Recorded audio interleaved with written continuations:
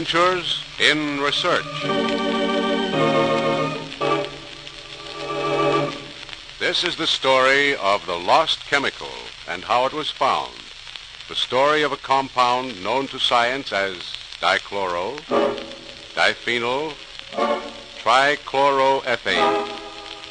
Dichloro, diphenyl, trichloroethane. Known to people like you and me as DDT, the bug killer.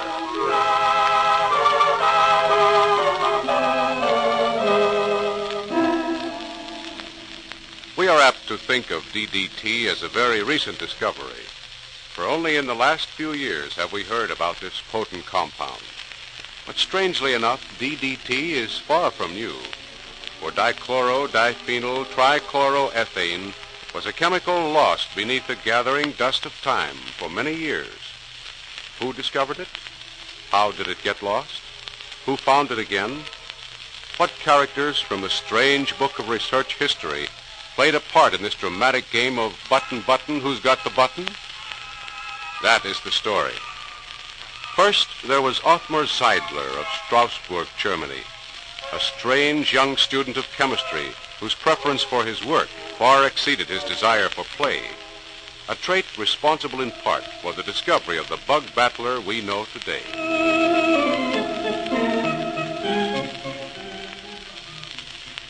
Hello? Anybody home in this apothecary shop? Eh? What's that? Who is there? Morning, Uncle Carl. Eh?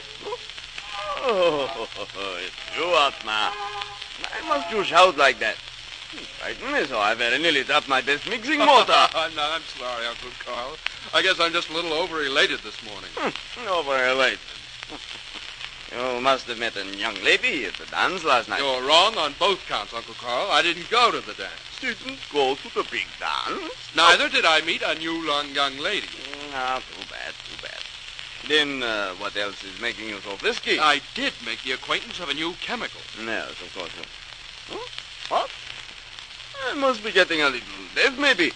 Say that again, son. I said I met a new chemical. Yes? Well, I guess I'm not getting deaf. It's you. You must be losing your reason. Nothing of the kind, Uncle Carl. Last night, as I was working in my laboratory on some very routine experiments, I ran across a mixture that is completely different. Believe me, completely different from anything I've ever had before in my test tube. No, you're sure about this? Of course. I have the formula for the new chemical right here in my pocket. That's good. Here it is. Well, don't you want to see it? Well, if I have to, I suppose I have to. Here, let me have it. Here. Can you read it?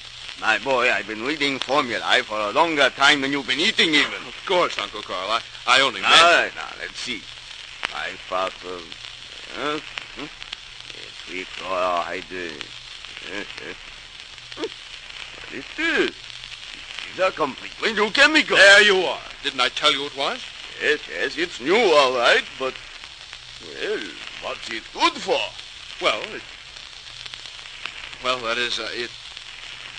Oh, I haven't the slightest idea. It's probably useless. But at any rate, I think I should write it up and have it published in the Chemical Society reports, don't you? Don't I what? Think so. Oh, yes, by all means, have it published. It's at least good for that.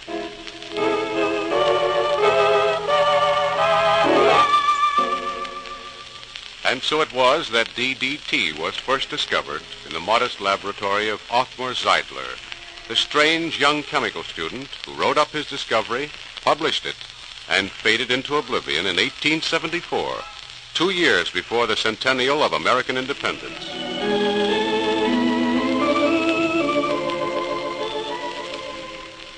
And into oblivion with Herr Zeidler passed his mysterious new chemical, good at least for publication, to be lost among the shelves of nearly every good science in the world. And while it languished there among the dusty tomes, the world was eroded by the tragedy, the misery, the failure of finance and government, methodically plagued and beridden by bugs. Creatures of our little world, armies of them that the lost chemical might well have put to rout.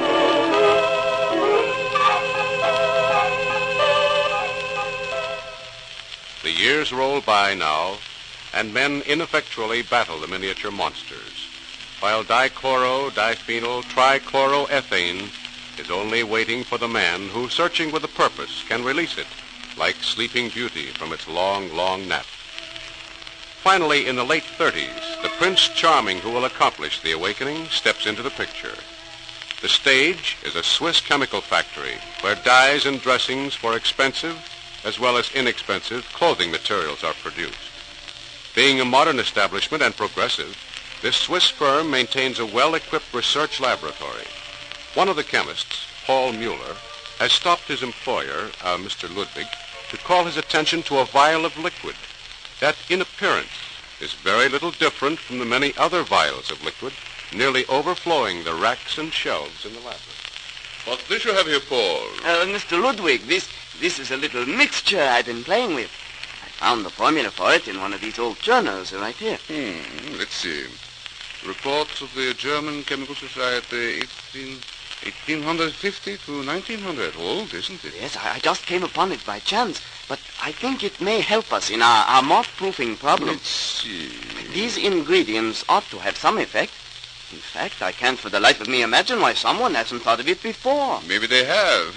And then again, maybe they haven't. Go ahead, try it. It might work. But I'd be inclined to doubt it. All we have heard of it before. Yes, I'm sure we would. However, as I say, try it. If it fails, there's little loss. Little loss.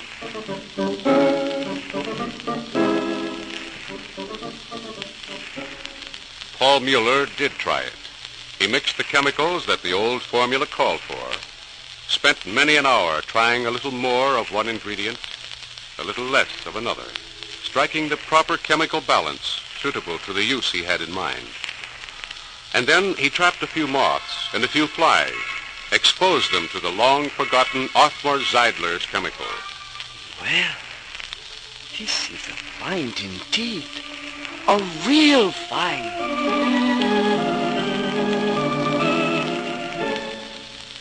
Of his results, Paul Mueller said not a word to his employer. For the experiments had only just begun, and Paul Mueller wasn't the one to crow about his work before he had proved it could bring results. But while he worked in his laboratory there at the factory, events were shaping that were to bring the lost chemical out of the library and the laboratory to spread its active, powerful magic across many nations, to girdle the world in the path of World War II. It's a very grave problem, Mr. Ludwig. I understand your problem quite well, Mr. Bemmel. The insects are ruining your grape arbors. Not mine alone, Mr. Ludwig, but all the arbors, all the wonderful, beautiful, profitable vineyards in Switzerland are being ruined. And why? Because of the war, that's why. One world war was not enough. Two we have to have yet. You must help us, Mr. Ludwig. You must. But we are helpless, Mr. Bemmel. Trust me, I speak the truth. But without insecticides, without any chemical at all, we are lost. The war has cut off all our supplies. The pyrethrum, very fine, is no longer available. The rotenone, excellent, is also unprocurable. I wish I could help you. The future of our vineyards and our wineries is as important to me as it is to you. For isn't it a part of the Swiss economy? Yes. But please understand, though we are chemists, it is dyestuffs in which we specialize, don't you see? See, of course I see. But you are chemists. Mr. Ludwig, you have your research men working in your laboratories. Couldn't they find something besides colors for fabric? Mr. Bemmel, you are... Excuse me a minute, Mr. Bemmel. Of course. This cola. Please have Paul Mueller come in. Mr. Bemmel, I shall let you speak personally to our research man, Mr. Mueller, to convince you that we would help if only we could. I'm sure that if there is anything... come in, Paul. Mr. Mueller... This is Mr... Bemmel. A pleasure, Mr. Mueller. Of course, Mr. Bemmel. He is the owner of a large vineyard, Paul.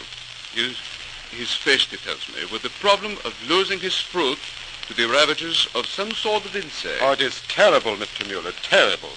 We shall be ruined by them. And there is no insecticide available because of the war.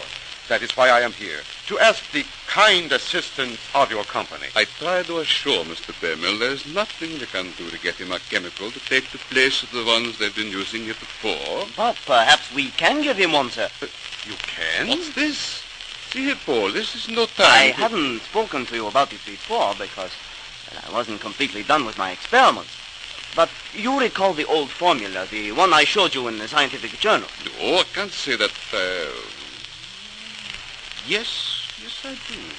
But that was for moths. Mr. Bemel wants... Well, there's no reason why it need be confined to a material for moth-proofing, sir. If you could see its action, you'd agree it might be suitable for disposing of many insects, aside from moths. I've tested it on numerous pests, and in every case the action is about the same. Craziness first, a mad dizziness, a wild attempted flight, and then... poof. Dead? Dead. We must try it. We must. Perhaps it is the heaven-sent chemical we need. What did we say the name of it was called, Mr. Mueller? Dichloro, diphenyl, trichloroethane. What? DDT.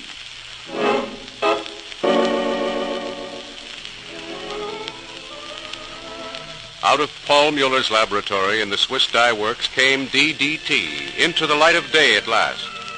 Ammunition to quell the ravishing onslaught of the insects that were fast gnawing at the profits of the Swiss vintners. Soon the company turned to earnest production of the newfound chemical miracle. And farmers saw their fruit and their vegetables blossom and flourish as never before, while the population of pests grew gradually less and less. And the bugs had only just begun to die. For as reports from the far-flung battlefronts of World War II filtered in, the company producing DDT observed a very important military need for their chemical. How can our soldiers fight the enemy in the tropics, infested as they are with malaria? We must be rid of it. Oh, if we can lick the Anopheles mosquito in the tropics, we'll have a chance. And that isn't all. Typhus, too. That flea-borne plague is worse than any airborne infantry.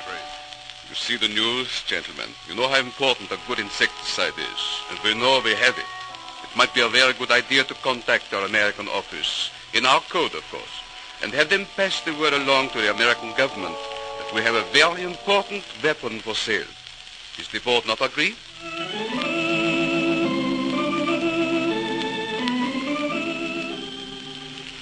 The board agreed indeed. And soon the news of DDT was transmitted to the American government through the American representative of the Swiss dye makers. Faced with the immediate need for an offensive against the disease-bearing bugs of the tropics and the trenches, the United States military authorities grasped willingly at the proffered formula. Then began a whirlwind of activity. In research laboratories that buzzed 24 hours a day, DDT was put through its chemical paces. Then samples carried by researchers in the field were taken to a variety of climates. DDT was tested on the spot for its talents and came through with colors flying, proved itself in action. From therein, it's a well-known story. The lost chemical, brought to light after more than half a century, was used by the Allied armies all over the world. And now, today, in peacetime, DDT is still hard at work in our post-war battles against those troublemakers that crawl and fly and fight, that carry the germs of disease to men, to plants, to animals. If Othmar Zeidler, the young man who first compounded his unknown chemical, could see it working now, he'd surely be shocked with amazement to see the multitude of uses modern science has found for what to him was a useless new chemical. An heroic end indeed, for such an unpretentious beginning to one of the world's most peculiar adventures in research.